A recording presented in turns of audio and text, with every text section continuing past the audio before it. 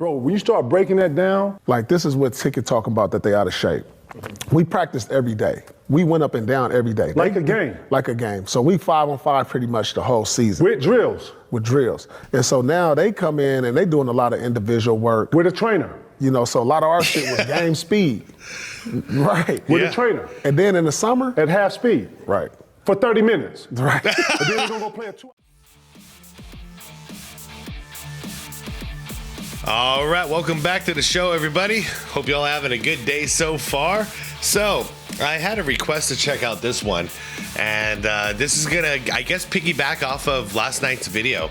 So, last night's video was from Blacktop Buckets, and this was basically addressing the LeBron podcast where he's complaining about the 82 games and the 65 game rule and how it's so unfair. And also how the game is so much harder now than it was back in the 80s and 90s, blah, blah, blah. But my pillows aren't comfy in the hotels and that I can't play the games. And it was the most pathetic crap you've ever seen.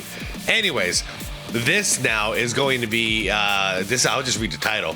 Kevin Garnett destroys LeBron James' argument harder to play 82 games now than in the 80s and 90s. Let's do it. This is being brought to you by a YouTube channel called NBA Cinema. And I am not subscribed, but 65,000 subscribers. So let's see. I'll probably be subscribed by the end of this vid. So anyways, I'm linking the video down below in the description for you in case you guys do enjoy it and you want to subscribe and check out the channel. Link is down there in the description. You also see a list of channel members, which is where this video was suggested to me in the member section. So shout out to you guys. I appreciate you guys. Let's do it again, huh? Like the vid if you could. Hit that hype button if you got any left. I'd appreciate it. And I can't wait to see what KG has to say. I hope this is hit with Paul Pierce. Because these two together is the funniest stuff I've ever seen. Welcome back to NBA Cinema, guys. So look, we got to talk about this as LeBron James started a conversation, has a lot of people riled up online, either defending him or going against what he said. You know, he said that it was easier to play 82 full games regular season in the 80s and 90s. Yeah, wait a second. Now, just seeing it laid out like this, and I mean, just for that, I'm giving you that subscribe. Because seeing it laid out like this, he did it once, right? He only did it once, but he was in a league. This is at the heart of the dead ball era, 2003. So even as a young man, in the slowest pace that the NBA has ever been in, the slowest pace during this time, you couldn't do it more than once. You couldn't go 82 games more than once. Well, MJ did it nine times. So what's your excuse? Why couldn't you do it back then? If you're blaming the way the game is played now because it's too fast, that's why you guys can't do it. It's too fast. It's too hard on the legs to play 82 games. Why couldn't you do it when it was the slowest era? That whole thing, that blows the whole argument up right there. Than it is now, and he cites tempo. Now, one thing I want to say is there was faster tempo ball, you know, if you go back and look at the 80s. Yep. And it had a little bit of a slowdown during the 90s period, you know, the way the game was played. And, you know, it picked back up here recently, right? A lot of threes. I'd say post 2010. 2010 and on is when it started speeding up. But all the way up until 2010, that was the dead ball era, a.k.a. LeBron had at least 7 to 8 years in the dead ball era and only played one full season. It's being taken, a lot of fast shots. You got guys running to the corner instead of filling the lanes. You know, I'm still getting used to watching this style of ball. You know, you will elect to take a corner three because some data scientist says it's a better shot than an open layup in transition. Yeah. So the analytics department. I want to get into it, though, because KG couldn't disagree with LeBron James more on why these injuries are the way that they are. You see a lot of lower leg injuries, a lot of calf injuries, ACLs late in the season. So let's get into it, guys. Let's check it out. You'll be so pissed off about, like, you know, so you know, at some point, like you said, it'll be a conversation that'll be brought up again, and hopefully we can kind of figure it out and get to a better place about it, because the game is different. Like, I want people to understand, and our fans to understand, that playing 82 games in the 80s and 90s is not the same as playing 82 games in the 2020s. It's just not. The way we play, the level of pace, the level of the speed that we're playing at, it's a different game now. It's a totally different game. And, you know, it's a lot of soft tissue injuries that's happened now because of it. I hope we can get a handle on that as well, you know, because that's big in our game. I think when I first came into the league, Reese, like, some of the biggest concerns of injuries was like, you know, a high ankle sprain. You know, you was afraid to step on somebody's ankle because there was 4 or 5 guys sitting in the paint. So, you know, guys with athleticism, myself, Tracy McGrady, you know, Vince Carter, you know, to name a couple guys, sometimes you're afraid to take off into the lane because there was 4 or 5 guys sitting in the paint. And if you land on somebody's ankle, you get a high ankle sprain, you out 4 to 6 weeks. You know, now that's not really much of you don't really see that as much now because the game is so spread open, it's so much pace. Okay, so pausing real quick. So back then, there was this type of injury that was way more common than it is now. Okay, so we just established that, right? So back then, it was worse because of that. However, there are things that are happening, there are injuries that are happening in today's game that weren't back then. So it's just different, right? But somehow he says this. I don't know why he says this about how it was back then and how you used to get injured like that, when he's going to just continue now and say, well, and nowadays we get injured like this. It's so much worse. But now you see the new high ankle sprain is the calf. Right. You know, so, you know, hopefully we can get a handle on that. So what's the difference? What's the difference then? So back then you had what was it, high ankle, he was saying? And nowadays we got calf. So you used to get injured like this, now we get injured like this, but we need special rules now? I don't get it. Why is it harder? You didn't do anything to explain why it's harder. If anything, you might have convinced me, which I already was convinced, that it was harder back in the day because you couldn't go down the lane without getting injured. You said it yourself.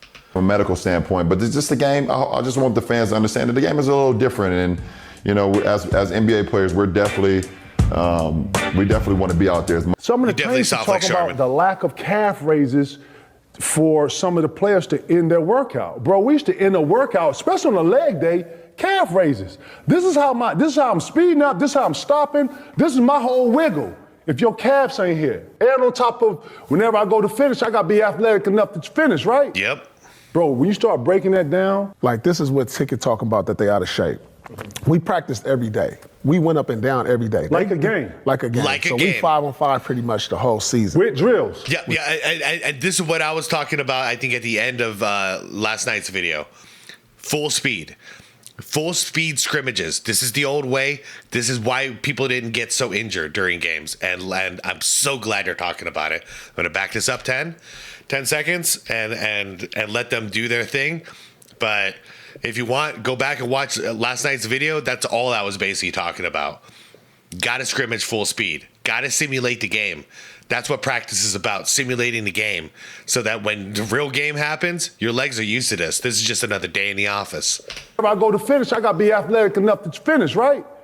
Bro, when you start breaking that down, Like, this is what SIkEM talking about, that they out of shape. We practiced every day. We went up and down every day. like a game, Like a game. So we 5-on-5 pretty much the whole season. with drills, With drills. And so now they come in and they doing a lot of individual work. with a trainer, You know, so a lot of our shit was game speed. Right. with Yeah. a trainer, And then in the summer, at half speed, right. for 30 minutes. Right. And then they're gonna go play a 2-hour fucking game and think they gonna play In the summer, we played ball. Ball, Like, we hard. played 5-on-5. Yeah. for 7 hours. In the summer, they individual Full work court. every day. for 30 minutes with one trainer.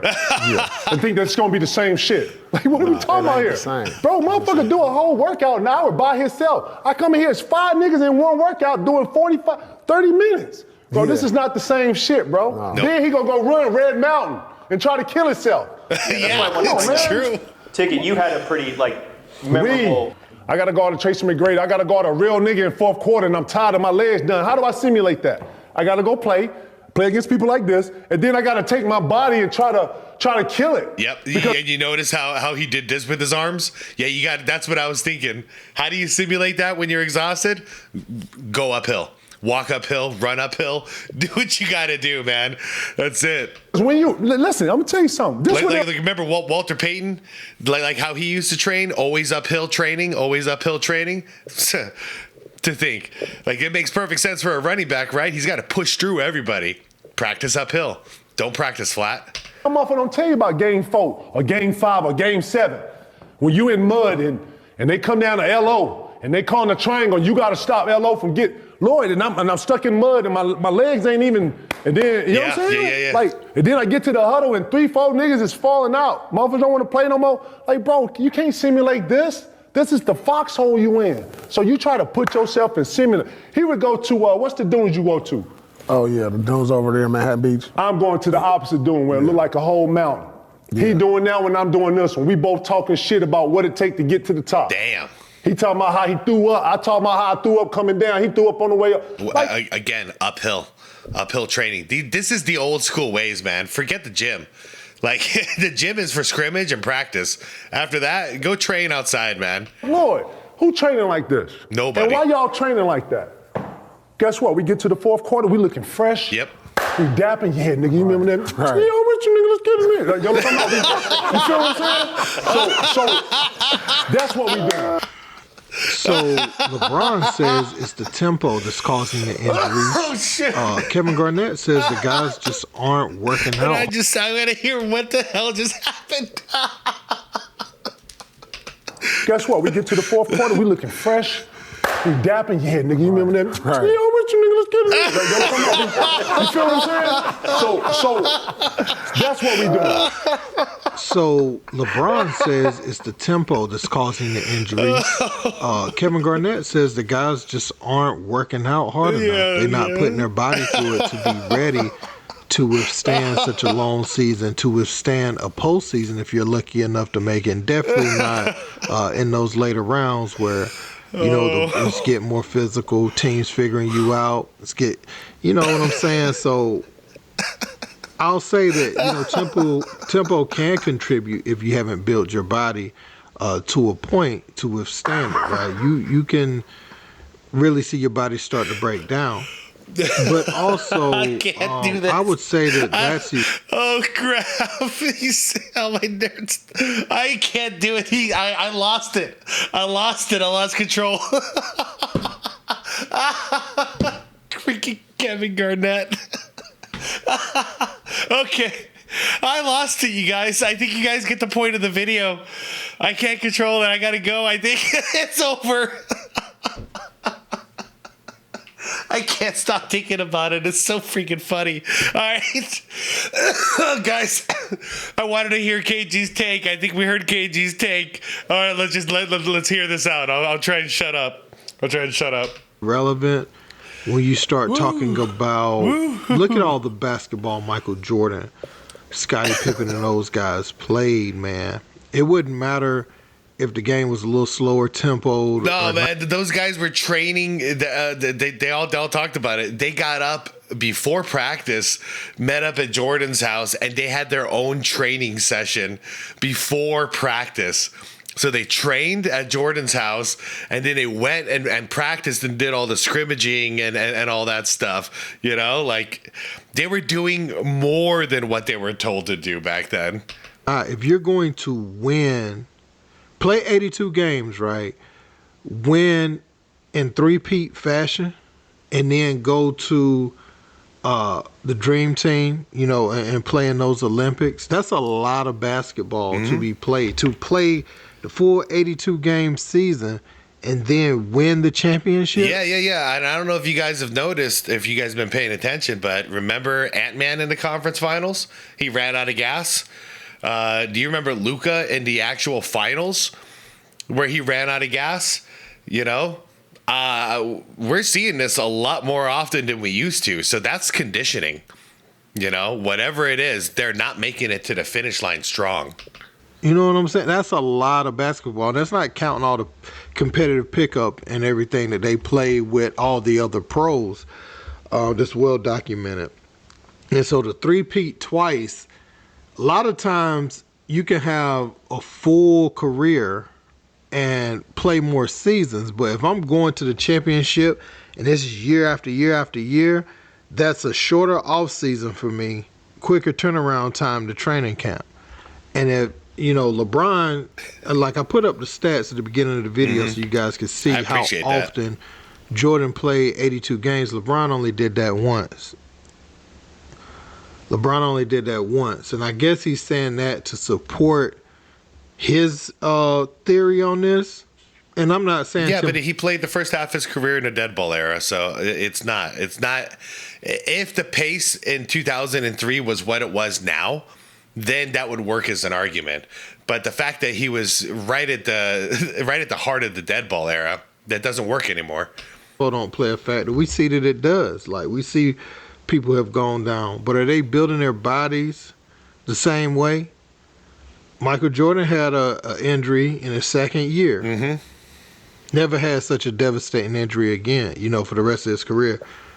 He wanted Tim Grover to build his body a certain way to make sure he can withstand that and also compete at the highest level where he can win a championship. Like, not only just a regular season.